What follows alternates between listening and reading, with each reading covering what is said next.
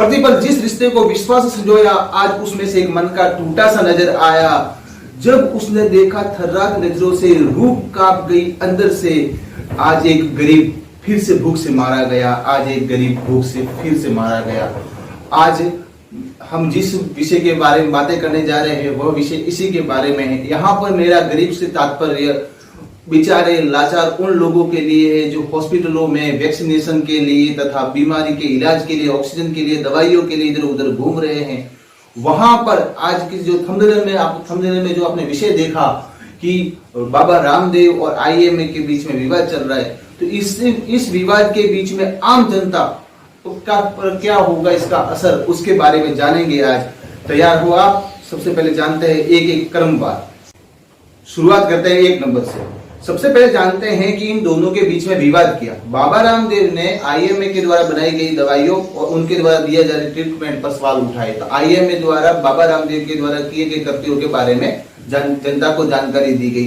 तो इन दोनों के बीच में विवाद चल रहा है, परंतु अपने को इन दोनों के विवाद में न पड़कर आम जनता को क्या सोचना है, आप और मुझे क्या सोचना है, आपको और मुझे क्या देखना है। हमको तो देखना है हमारे परिवार का स्वास्थ्य, हमारे परिवार की सुविधाएं, हम कैसे अपने बच्चों को सुरक्षित रख पाएंगे, हम अपना परिवार कैसे आगे रख पाएंगे, हमारे रोजगारों की क्या व्यवस्था होगी, सरकार इस समय क्या प्रयास कर रही है। आप जानते हैं 2020 से लगाकर हमारी जो राज्य सरकारें और केंद्र सरकारें लगातार जनता के साथ में खड़ी हुई है। इस महामारी, वैश्विक बीमारी में हजारों लोग मर गए, हजारों लाखों लोग विदेशों में मर गए, परंतु हमारे भारत में विदेशों के मुकाबले कम नुकसान हुआ।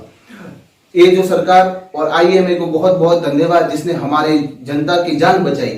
परंतु अब यहाँ पर एक बात सोचने वाली है, पिछले साल बाबा रामदेव जी ने एक घोषणा की थी कि हमने एक दवाई बना दी है, फिर उसके ऊपर वैज्ञानिक टिप्पणी हुई तो बताया कि ये तो क्या करता है, व्यक्ति के जो रोग प्रतिरोधक क्षमता है उसको बढ़ाने वाला एक बूस्टर है।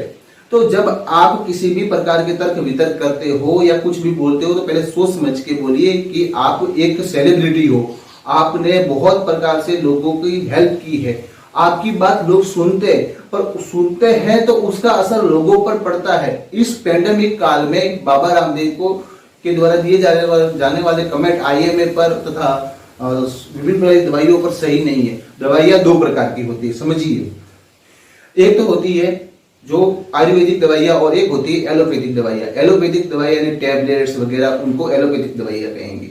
अब वहीं पर आयुर्वेदिक दवाइयां जो जड़ी बूटियों के माध्यम से, वनस्पतियों के माध्यम से आदि से बनाई जाती है तो उसे कहेंगे आयुर्वेदिक दवाइयां।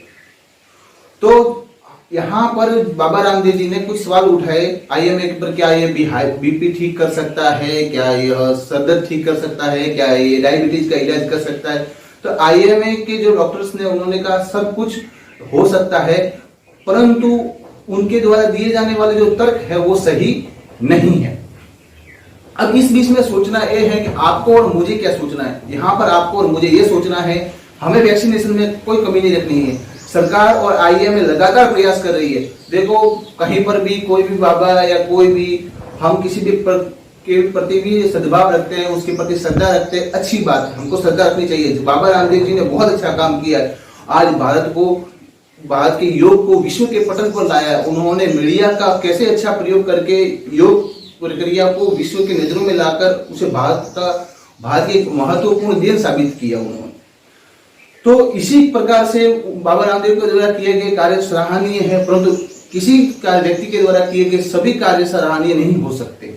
जहां पर उसमें कुछ अच्छी बातें होती है तो कुछ बुरी बातें भी होती है। हमें उससे अच्छी बातें सीखनी चाहिए और उनकी जो बुरे जो बातें होती है उनको हमको नहीं लेना चाहिए। हमें सरकार का साथ देना चाहिए। हमें सरकार के द्वारा दी जाने वाली वैक्सीनें, दवाइयां आदि का समय पर लेना चाहिए। अपने बच्चों के बारे में दवाइयां आए तो उन्हें भी तुरंत टीके लगवाए तथा आप भी टीके लीजिए। देखो स्वस्थ रहेंगे तब परिवार रहेगा, तब श्रद्धा बचेगी, तब धर्म बचेगा। जब श्रद्धा ही धर्म और बचने के लिए व्यक्ति का जीवित रहना जरूरी है। इस पैंडेमिक काल में व्यक्तियों का यूज मार्केटिंग के लिए नहीं करना चाहिए। बाबा रामदेव जी को समझना चाहिए अपनी दवाइयां वगैरह बेचने के लिए या अपनी मार्केटिंग स्ट्रेटजी आम जनता पर नहीं थोपनी चाहिए। आप देखते ही होंगे जहां पर एक एम्बुलेंस के लिए 12-12 हजार 15-15 हजार रुपए ले रहे हैं एक ट्रिप का, दवाई 50-50 लाख 40-40 लाख रुपए लोगों का इलाज हो रहा है दवाइयों का। तो ये काल कोई मजाक का काल नहीं है। आप पहले जैसे बयानबाजी करते थे चल जाता था, अब नहीं चल सकता। सब अब जनता है वो उसकी हालत खराब है, लोगों के पास में रोजगार नहीं है। आपको आपका व्यापार अच्छा करना है, अच्छी बात है, आप दवाइयां बनाइए। आयुर्वेद और एलोपैथिक दोनों साथ में चल सकती है, दोनों एक दूसरे के सहायक सिद्ध होने चाहिए। बाबा रामदेव जी को समझना चाहिए आयुर्वेद और एलोपैथिक दोनों को एक दूसरे का सहायक बनाए, एक दूसरे का विरोधी नहीं बनाना चाहिए। दोनों प्रकार की औषधियां सभी मनुष्यों के लिए आवश्यक है। वैज्ञानिकों द्वारा जो आविष्कार किए गए वो भी अच्छे हैं।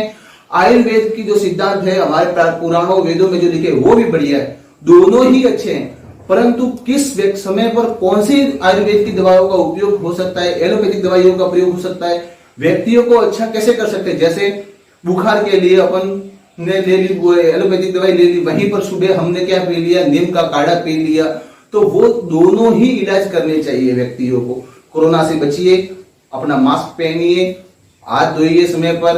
अब आप कहोगे आपने तो मास्क नहीं पहना, मैं यहाँ पे अकेला बैठा हुआ हूँ, मुझे मास्क की आवश्यकता नहीं है। ठीक है, धन्यवाद, जय हिंद।